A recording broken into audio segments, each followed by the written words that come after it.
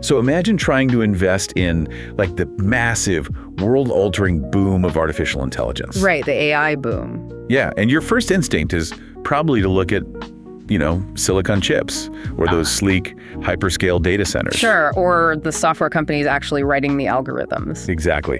You picture these sterile, temperature-controlled server rooms out in Silicon Valley. You almost certainly do not picture rusted steel pipes buried under the mud in South Texas. No, definitely not the first thing that comes to mind. Right. But welcome to a special Talk Tickers edition of The Deep Dive. Our mission today is to rapidly extract, the most crucial intelligence from a recent corporate earnings call. We're going to translate the Wall Street jargon into plain English. Yep, and deliver an actionable, data-forward verdict for retail investors. Today we are looking at Kinder Morgan, that's ticker symbol KMI, and their Q1 2026 earnings call.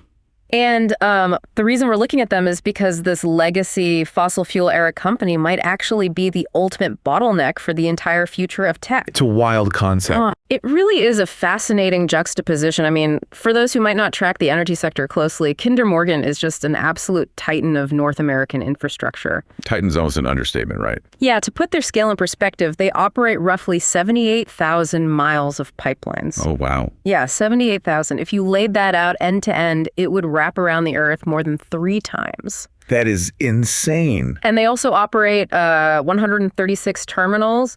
They move physical molecules, so natural gas, refined petroleum products, crude oil, even carbon dioxide. And they store them in these massive quantities, too. Exactly. They are basically the circulatory system for the American energy economy. But historically, a company like this is viewed as a slow growth, dividend-paying stalwart, right? Yeah, exactly. The kind of stock you buy for a steady 5% yield and then you just forget about it for a decade. Right, but the quarter they just reported completely shattered that narrative. Yeah. They posted numbers that frankly look like they belong to a high-flying software startup, not, a mature midstream utility. Yeah, the numbers are wild. I'm looking at the headline numbers from the transcript right now, and they are genuinely staggering. Yeah. I want you to break down how a company that deals in dirt and steel and physical commodities pulls off this kind of quarter. Okay, let's hear them. So, adjusted earnings per share, or EPS, came in at 44 cents. That's a massive 41% increase year over year. 41%, that's huge. Yeah, and net income was $976 million for the quarter alone. Nearly $1 billion in a single quarter. Right, and overall EBITDA grew by 18%. They even explicitly noted that they outperformed their own internal budget in every single business segment they operate. Across the board beats. Across the board. Plus, they declared a dividend of $0.2975 per share, so representing a 2% bump to an annualized $1.19. It's a lot of data. It is. I'm reading these stats, but you need to translate for us. How does a 1990s-style infrastructure giant suddenly post a 41% jump in earnings? And what is that adjusted EBITDA actually measuring in the real world? Right. So let's strip away the acronyms and just look at the actual cash register. Okay. So EBITDA stands for earnings before interest, taxes, depreciation, and amortization. Right. In the heavy infrastructure space, you can essentially think of adjusted EBITDA as the pure raw cash flow generation of the business. So the actual cash coming in the door. Exactly. It's the actual money the operations are spitting out daily before the accountants start applying, non-cash charges. Yeah. And that last part is vital because when you build a multi-billion-dollar pipeline, it carries enormous depreciation charges on the income statement every year for decades. Oh, because it's a massive physical asset degrading over time. Right. And that depreciation can artificially drag down the standard net income figure. It makes the company look, less profitable than it actually is in terms of liquid cash. Okay, that makes sense. So when Kinder Morgan reports 18% growth in adjusted EBITDA, they're saying the raw underlying cash engine of the company is running 18% hotter than last year.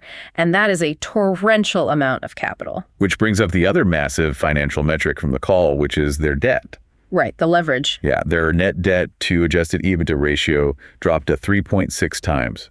And reading between the lines of the transcript, That is a historical milestone for them, isn't it? It absolutely is. It's the lowest leverage ratio the Kinder Morgan entities have seen since well before their massive internal consolidation way back in 2014. Wow. So to me, this 3.6 times ratio, it feels like paying down your mortgage 5 years ahead of schedule while simultaneously getting a massive promotion and a 40% raise at work. That's a really good way to put it. It's like the absolute dream scenario for personal finance, just applied to corporate finance. The mortgage analogy is highly accurate, actually. The leverage ratio is simply their total net debt divided by that annual cash flow we just talked about. Okay. It tells the market how many years it would take the company to pay off every cent of its debt if it devoted all its operational cash to doing so. So 3.6 years in this case. Exactly. And to see an 18% growth in cash flow paired with a shrinking relative debt burden, that is incredibly rare in this sector. Why is that?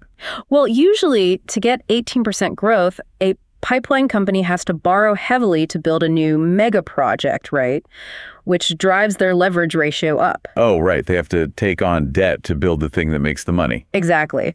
But Kinder Morgan is managing to organically grow the cash pile while actively de-risking the balance sheet at the same time. And Wall Street noticed, right? I mean, Moody's bumped their credit rating up to a BAE1, which is the equivalent of a solid BBB plus across the major rating agencies. Yep, they got the upgrade. And that isn't just a gold star from the teacher, right? That actually changes the math on how they run the business. It changes the math significantly. You can think of it as their corporate credit score crossing a major threshold. Like getting above an 800 on your FICO score. Exactly.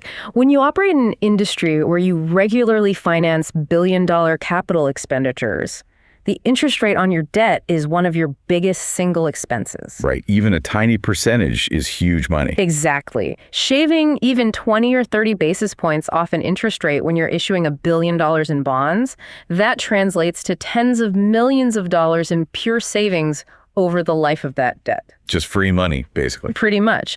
And those savings fall straight to the bottom line, which gives them even more cash to pay down debt, hike the dividend, or fund new expansion.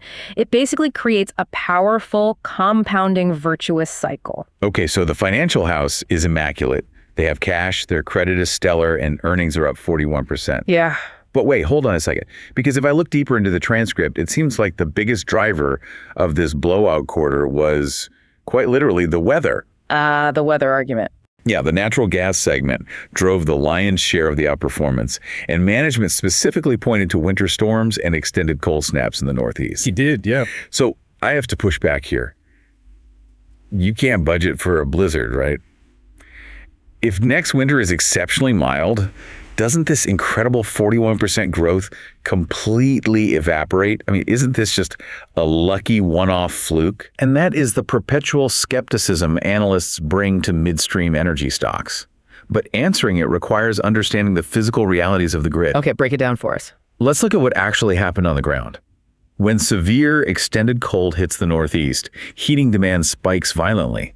Natural gas is the primary heating fuel in that region. Right. During this first quarter, the utilization on Kinder Morgan's top 5 natural gas pipelines hit over 90%. 90% capacity. Yeah, these are massive high-pressure arteries of energy, and they were essentially running at maximum physical capacity day and night to keep cities warm. And furthermore, it wasn't just the main transport pipes.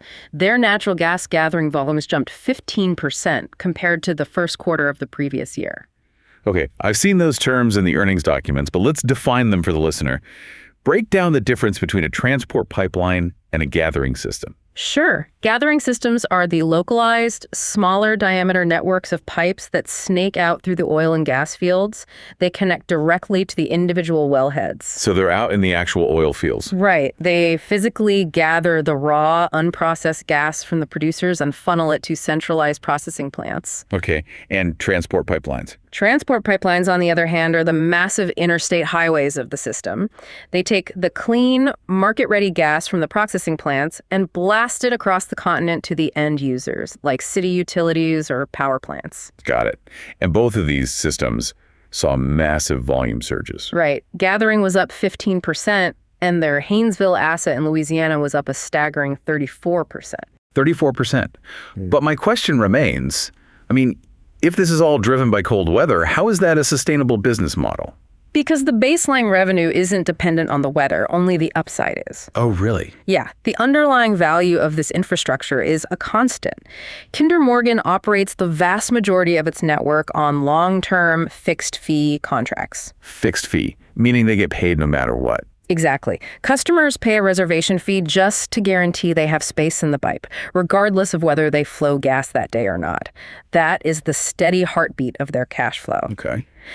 The weather events act as a volatility multiplier. When extreme weather hits, the entire grid gets stressed, spot prices for natural gas skyrocket, and the value of having immediate physical access to transport and, crucially, storage goes through the roof. Okay, so the fixed contracts cover the mortgage, but the weather events are like a massive year-end bonus. Yes, exactly. They essentially get paid an enormous premium for providing flexibility when the market is in a state of sheer panic. You're hitting on the fundamental mechanic there. Kinder Morgan holds over 700 billion cubic feet of natural gas storage capacity. That sounds like a lot. It's an immense amount. When a winter storm paralyzes a region, local utilities are desperate. They need to pull gas out of storage instantly or push gas through alternative routes. Right.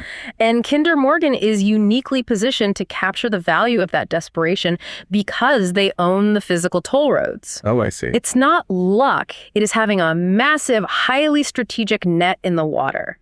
You don't know the exact week the school of fish will swim by, but your net is so large that when they do, you catch all of them. That's a great analogy. And as global climate patterns introduce more extreme temperature swings, both hot and cold, that built-in system flexibility becomes increasingly valuable every single year. Yeah, that structural advantage makes a lot of sense. And speaking of capturing value, I want to talk about their terminal segment. Oh yeah, the terminals. Because this was my absolute favorite part of the earnings call. It just highlights pure management ingenuity. They reported 99% tank usage at key liquid storage hubs, like the Houston Ship Channel and Carteret in New Jersey. Meaning there's virtually zero spare capacity. None at all. But the real magic was a specific transaction at their Pasadena terminal. Ah, the Pasadena lease buyout. It is a brilliant piece of asset management. Okay, let me explain how I read this, and you tell me if I have the mechanics right. Go for it. So they had a commercial customer who wanted to break their liquid storage lease early. So Kinder Morgan required a lump sum cash payment as an early termination penalty. Better practice, yeah. Right. And that cash hit KMI's balance sheet in Q1, providing a nice earnings bump. But instead of letting those massive steel tanks just sit empty, the terminal management team immediately turned around and released that exact same capacity on the spot market. Immediately. Yes. They found short-term customers to fill the tanks right away while simultaneously locking in brand new long-term contracts for the future. And the rates on those contracts. Right. Those new contracts actually have rate step-ups, meaning the customer pays more over time as Kinder Morgan improves the physical connectivity of those tanks to the broader Houston network. Your reading is perfectly accurate. It demonstrates incredible commercial agility. The analogy I came up with is like being a landlord in a hyper-competitive housing market. Okay, I like this. So you own a highly desirable apartment building. A tenant comes to you and says, hey, I need to break my lease a year early. Here is the $10,000 penalty fee. You take the cash today. Exactly. But because the rental market is so hot, you instantly put the unit on Airbnb to cover the next 2 months at a massive nightly premium. Right. And while the Airbnb guests are in there, you sign a new long-term tenant who is moving in 3 months from now, paying 15% more in monthly rent than the guy who originally broke the lease. That's amazing. You got paid for the empty space, you got paid a premium to fill it short term, and you raised your long-term revenue baseline. It is the ultimate landlord maneuver.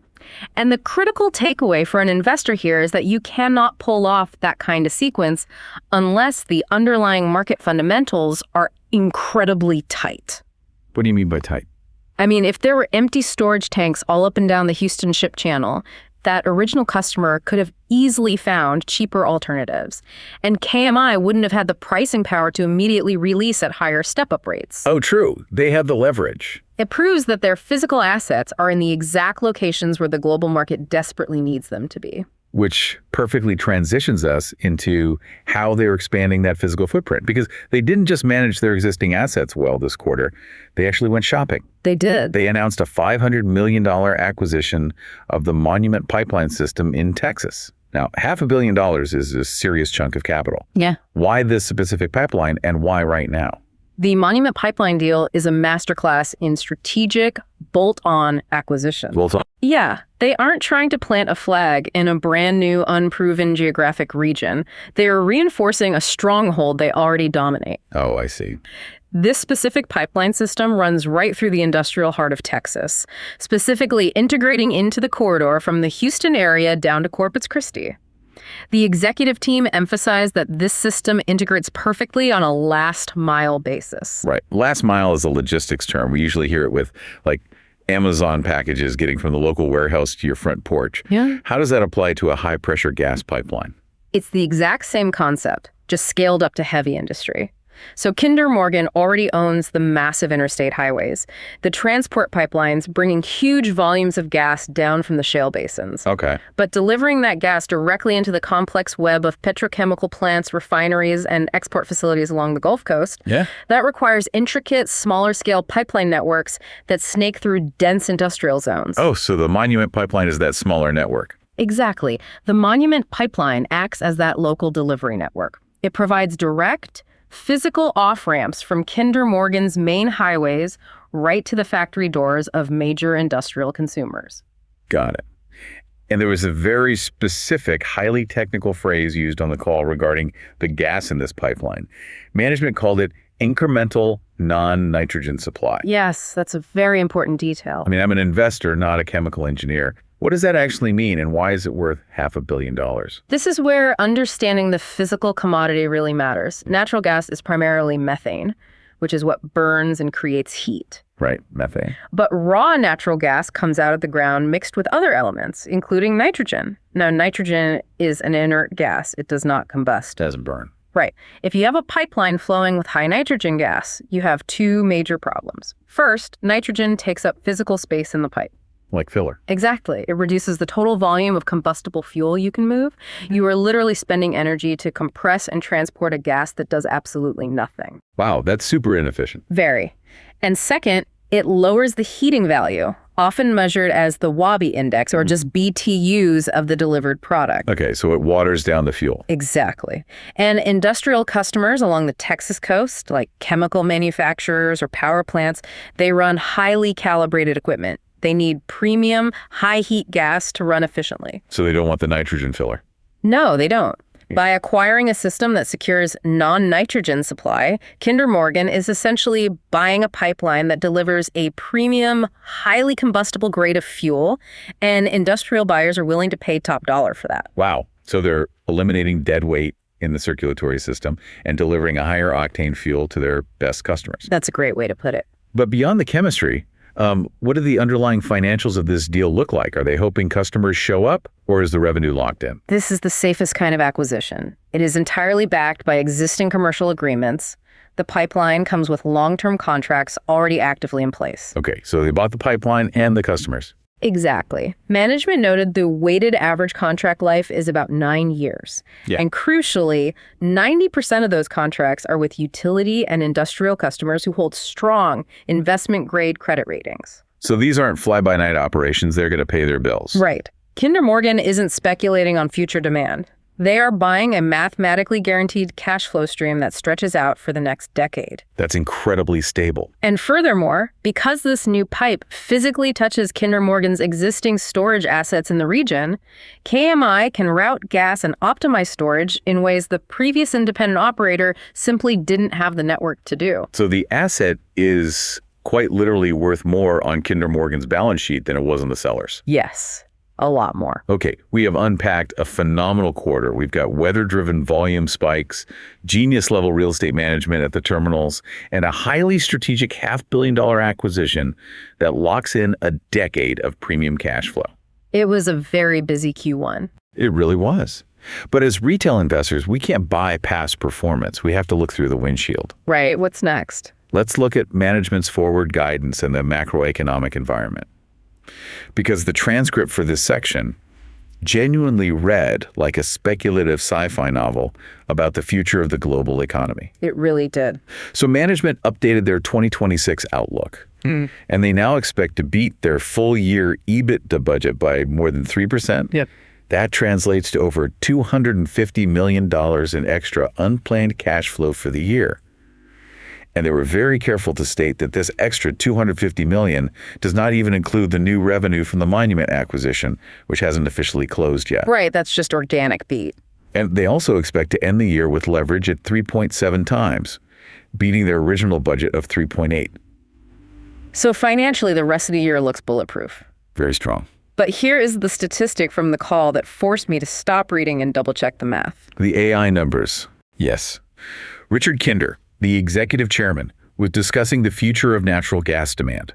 He cited a report from S&P Global Market Intelligence. Okay. Utilities in the United States currently plan to add a staggering 153 gigawatts of new gas-powered generation capacity in the next several years, primarily to serve data centers, with the bulk of it coming online by 2030. By 2030. Yeah.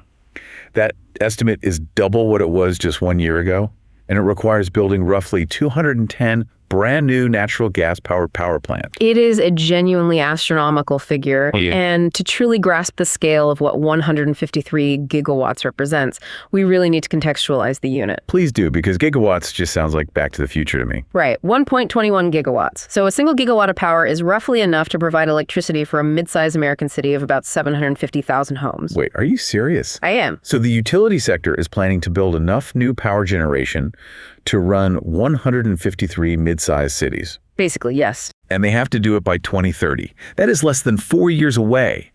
How is this massive surge in demand happening so suddenly? The catalyst is the exponential evolution of artificial intelligence. Like ChatGPT and all that. Exactly. Traditional internet infrastructure, cloud storage, standard Google searches, streaming video, it requires a predictable amount of power. Okay. But generative AI models, particularly large language models, require a quantum leap in computing power to train and operate. We're moving from server racks that require maybe 10 kilowatts of power to high-density AI racks requiring 50, 100, or even more kilowatts per rack. That's a 10x increase in power density. Easily. And they run so incredibly hot that traditional air conditioning fails. Yeah. They require advanced liquid cooling systems. Oh. The tech industry, so Amazon, Microsoft, Google, Meta, they are racing to build these hyperscale data centers all over the country to win the AI arms race. But they have collided headfirst with physical reality. The existing U.S. electrical grid simply cannot handle the load. But wait, all these massive tech companies have strict ESG goals. I mean, they all pledge to be carbon neutral or run on 100% renewable energy by 2030. They did, yes. So why aren't they just building massive solar farms and wind turbines next to these data centers? Why are they forcing the construction of 210 new fossil fuel power plants? Because of the ruthless physics of baseload power. Baseload power. Yes. Wind and solar are excellent supplemental energy sources, but they are inherently intermittent. The sun goes down, the wind stops blowing. Right. If you are operating a multi-billion-dollar AI data center running complex algorithms 24 hours a day, 7 days a week, your uptime service level agreement is usually 99.99%. 5 nines. Exactly. You cannot allow a facility to power down because a cloud passed over your solar array. To run a data center on renewables requires battery storage at a scale that simply does not exist yet commercially. So they need juice that never turns off. Right? They need reliable, always-on baseload power. And in the United States today, the only way to rapidly scale up reliable baseload power at the gigawatt level is natural gas. Wow. A gas turbine power plant can be spun up in minutes to meet a surge in demand, and the fuel that feeds those turbines has to come from somewhere. It has to come through a steel pipe. Bingo. This is the grand irony of the AI revolution. Silicon Valley's quest to build, the futuristic digital brain of tomorrow is entirely tethered to a 19th century physical commodity. It's an incredible paradox. I originally thought of natural gas as the picks and shovels of the AI gold rush, but that analogy is too passive. Kinder Morgan's pipeline network is more like the central nervous system carrying glucose to a rapidly growing, incredibly hungry AI brain. That's a very accurate biological metaphor. Without the glucose, the brain dies. Big tech companies can bid up the valuations of AI software startups to the moon, but none of those algorithms can execute a single line of code without electricity. And that electricity is increasingly going to flow through Kinder Morgan's infrastructure. It represents a foundational friction in the modern economy, and the financial markets are really just beginning to properly price it in. Kinder Morgan's internal forecast for U.S. natural gas demand has been officially extended through 2031, and they are now modeling for demand of 150 billion cubic feet per day. Wow. Yeah, that represents a 27% growth from current levels. It is a tidal wave of demand coming directly at their asset base. And it isn't just domestic data centers causing this surge. The earnings call highlighted a massive international component. Let's pivot to the global dynamics regarding LNG, or liquefied natural gas. Yes, LNG is the other massive piece of the puzzle. You caught a fascinating macro detail buried in the executive commentary about global shipping and geopolitics. I did. The executive chairman specifically called out the geopolitical instability in the Middle East as a major long-term tailwind for their business. How does that work? He pointed to recent damage at Qatari liquefaction facilities and the persistent, escalating uncertainty regarding commercial shipping traffic through the Strait of Hormuz. Right. But to understand why this matters to a pipeline company in Texas, we really have to look at the global map. Exactly. Qatar is a heavyweight champion of global LNG exports. They share the massive North Field with Iran. However, to get their LNG to buyers in Asia or Europe, their massive tanker ships must navigate out of the Persian Gulf through the Strait of Hormuz. Okay. It is one of the most vulnerable geopolitical choke points on the planet. If those facilities suffer physical damage, or if global buyers simply become terrified that tanker ships cannot safely navigate the strait due to regional conflict, the entire global energy market panics. Because countries like Japan, South Korea, and Germany absolutely rely on imported LNG to keep their economies functioning. They do. They have very little domestic supply. Right. So if the Middle Eastern supply chain looks fragile, they have to look elsewhere. Precisely. They desperately seek safer, more reliable sources of energy. And currently, the United States is viewed as the ultimate geopolitical safe haven for energy supply. Makes sense. We have massive domestic reserves. Right. Massive reserves, stable rule of law, and crucially, export terminals located on the Gulf Coast that have direct open ocean access to the Atlantic and the Panama Canal.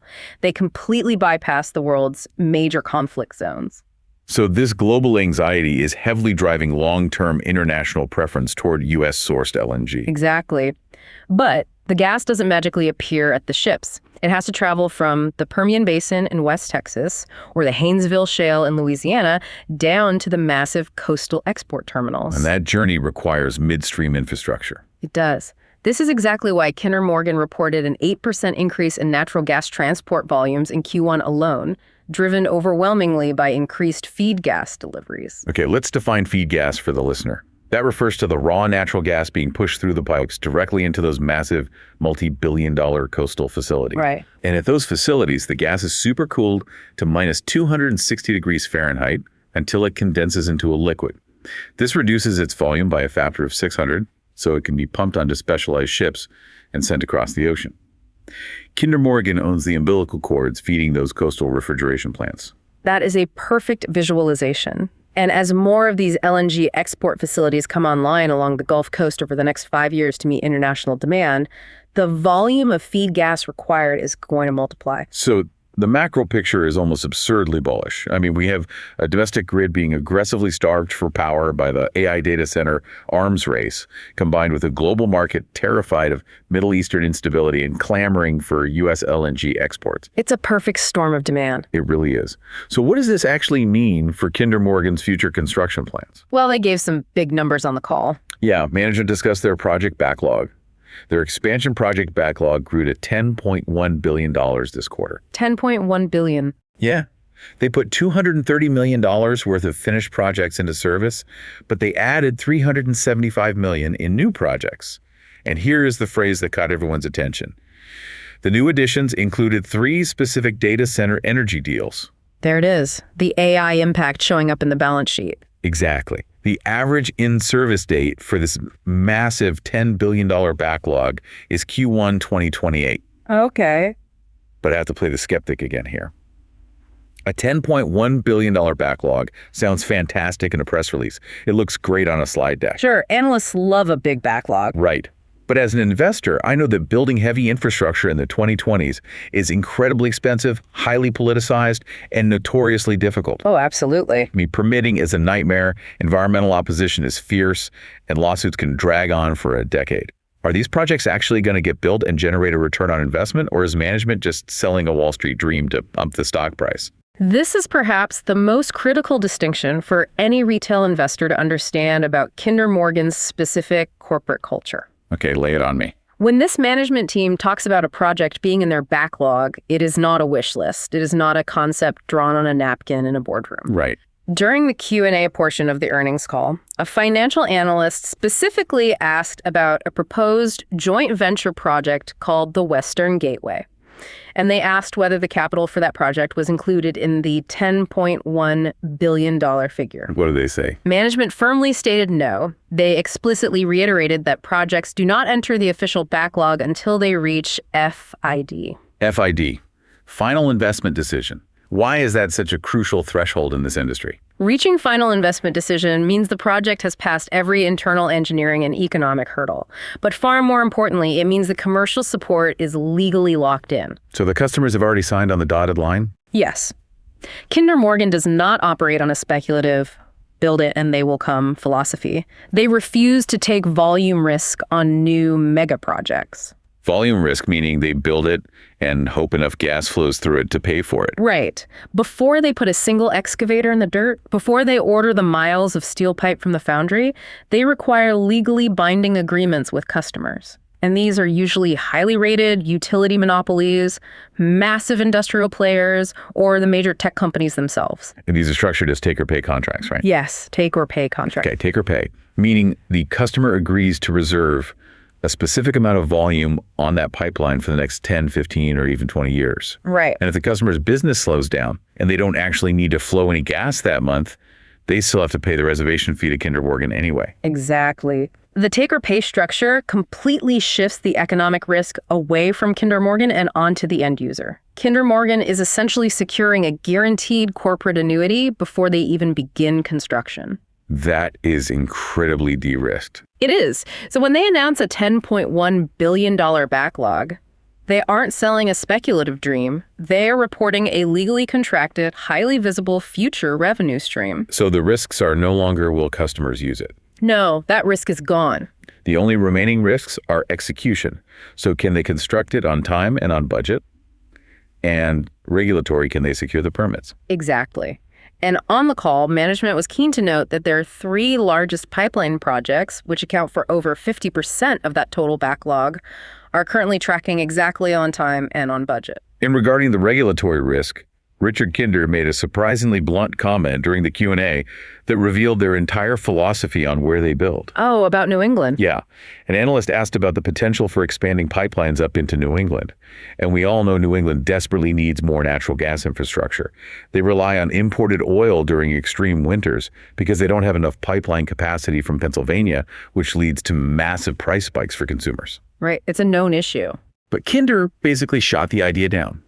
He said, look, the fundamental need is clearly there, but we need absolute certainty on state-level permitting, and we need commercial support from local utilities that are legally allowed by their public utility commissions to sign 20-year contracts. He literally said, somebody's going to have to roll out the red carpet. Yeah, that was a very telling quote. They are outright refusing to fight protracted regulatory battles on speculation. They've written off hundreds of millions in capital doing that in hostile jurisdictions in the past, and they have learned their lesson. Completely. They have so many lucrative opportunities in infrastructure-friendly jurisdictions, Texas, Louisiana, the broader South, the Gulf Coast, that they do not need to force projects where local politicians don't want them. They only deploy capital where the money is guaranteed and the regulatory path is completely clear. It represents a highly disciplined, almost ruthless approach to capital allocation. They also noted that the EBITDA multiples on these expansion projects are highly attractive, meaning the cost to build the pipeline versus the annual cash flow it generates is a very favorable ratio. So they're getting good bang for their buck. Extremely good. And because their baseline cash flow is so incredibly strong right now, as evidenced by that 18% growth we discussed at the top of the show, they can finance the vast majority of these new billion-dollar projects using internally generated cash. Wow. They don't even need to borrow the money. No, they do not have to go to the bond market to take on massive new debt, and they don't have to issue millions of new shares that would dilute the ownership of current retail investors. It's a self-funding, compounding growth engine. Yeah. Okay, we have thoroughly unpacked the mechanics of this quarter. We've broken down the blowout financial numbers, the genius real estate maneuvering at the terminals, the underlying chemistry of the Monument pipeline deal, and the massive, inescapable macroeconomic tailwinds of AI data centers and global LNG demand. We covered a lot of ground. We really did. So it is time for the bottom line. As part of our Talk Tickers mandate, we synthesize all of this data to deliver an opinionated, actionable verdict for you, the retail investor holding or considering this stock. Let's hear it. Based on this deep dive, the signal here is definitively unapologetically bullish. We are looking at a company that is often priced and traded like a boring, slow-growth utility, but is actually positioned as the inescapable physical bottleneck for the two biggest global energy stories of the decade: the AI data center power crisis and the permanent global shift toward U.S. liquefied natural gas. That's a very strong thesis. For retail investors, KMI presents a rare asymmetric opportunity. It is a low-risk way to capture the massive economic upside of the AI energy boom without having to pay a nosebleed, 50 times earnings premium for a speculative software or a semiconductor stock. You get the growth narrative, you get a balance sheet that is unequivocally the healthiest it has been in over a decade, and you get paid a safe, growing dividend yield of nearly 6% cash while you wait for the $10 billion project backlog to officially come online and boost earnings even further. It is a remarkably compelling investment thesis. The downside risk profile has been aggressively and systematically managed downward through relentless debt reduction and disciplined capital allocation. Meanwhile, the upside optionality has expanded dramatically, driven by systemic macroeconomic shifts that are entirely outside of the company's control, but perfectly aligned with their physical asset base. Exactly. But I want to turn this analysis over to the listener for a moment. As you digest all of this, what stands out to you? Is it the sheer overwhelming scale of the 153 gigawatts of new power demand required by the AI revolution? Or is it the conservative, disciplined financial management of the company itself? Their absolute refusal to put shovels in the dirt without take or pay contracts, and their relentless focus on driving down the leverage ratio even during a period of massive growth. Both are incredible. They are. It is exceedingly rare in public markets to find a heavy industrial company exhibiting both aggressive pipeline expansion and defensive balance sheet contraction at the exact same time. It really is a unicorn quarter in the infrastructure space. And I want to leave you with one final provocative thought to mull over as we wrap up. We started this deep dive by noting the irony of looking at a rusted steel pipeline company as a backdoor AI investment. Right, the pipes versus the servers. But think about the broader implications of what we just discussed. If the most cutting-edge, futuristic, trillion-dollar tech industry on the planet is suddenly realizing they need to facilitate the construction of over 200 new physical, heavy industrial natural gas power plants just to keep their AI servers from going dark by 2030, what else are we missing? That's a huge question. How long until other forgotten legacy infrastructure sectors, so copper mining, electrical transformer manufacturing, heavy water purification experience, a similar, massive, hidden, tech-driven renaissance? There's definitely going to be ripple effects. We spend so much of our time and capital focused on the sleek software of the future, we might be fundamentally underpricing the massive amounts of physical 19th century hardware required to actually run it. Keep your eyes on the physical world. Thanks for taking the plunge with us on this Talk Tickers deep dive, and we'll see you next time.